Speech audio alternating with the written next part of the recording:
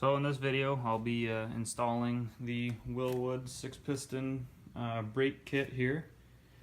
I got it from C10 shop, which is run through Porterbuilt Machine Fabrication. I got them from Texas, and I live in Canada, so it was a pretty penny to say the least to get it all the way up here, but it finally got here, so I'm just going to start installing them. I've already installed the bearing and the wheel hub with all the wheel studs put in and everything like that, so I guess we'll get after it and install the rest of the stuff. So first you gotta put the camera down here. I'm only videotaping with my iPhone because who knows if anybody's even gonna watch these, so I figured why spend money on a decent camera if nobody's gonna watch the damn video. So right here is your brake bracket that hangs the caliper onto the spindle. Comes with a nice little hardware kit and everything like that for the caliper. Yeah, so I got like a complete kit, so it came with all the bolts, everything like that. So I'll start installing these, and so I had already test fit on the other side, and it comes with all these little shims here, and 4 per bolt made the caliper center on the rotor. So we will go 4 on this side again.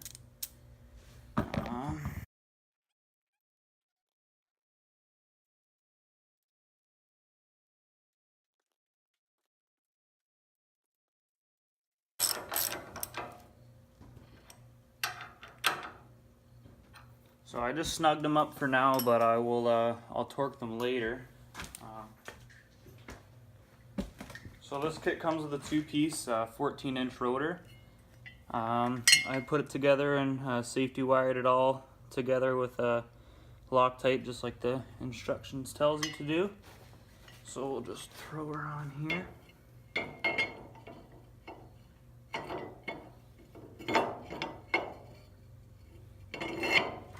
Like so.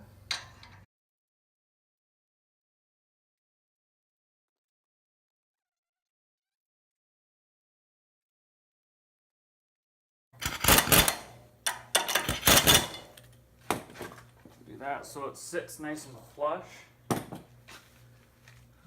Got these beautiful calipers here. Nice red powder coat.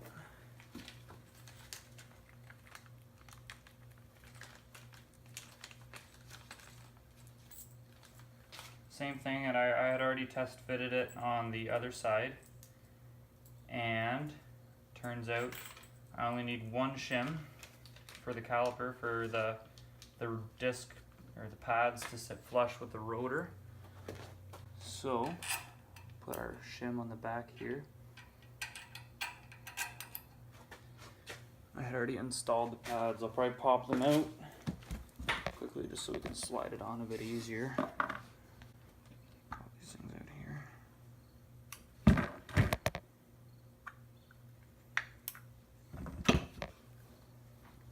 So it has a arrow here, tells you which way to put which way it spins.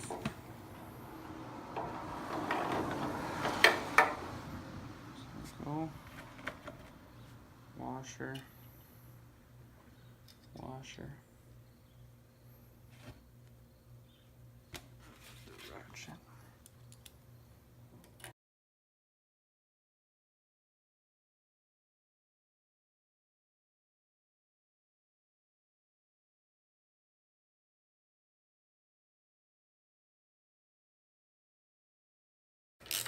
Go top to bottom, make sure it's going on evenly. I don't want to wreck these things. It cost me a couple paychecks. So like I said, we'll snug these up for now. We won't actually tighten them all the way, just so I'll torque them to spec once I get my torque wrench back from Snap-on, because I ended up breaking all the teeth inside of the gears. So there's 1 pad. Another pad. Goes, it spins nicely. So that means she's centered. Okay. Get the locking bolt over there for these.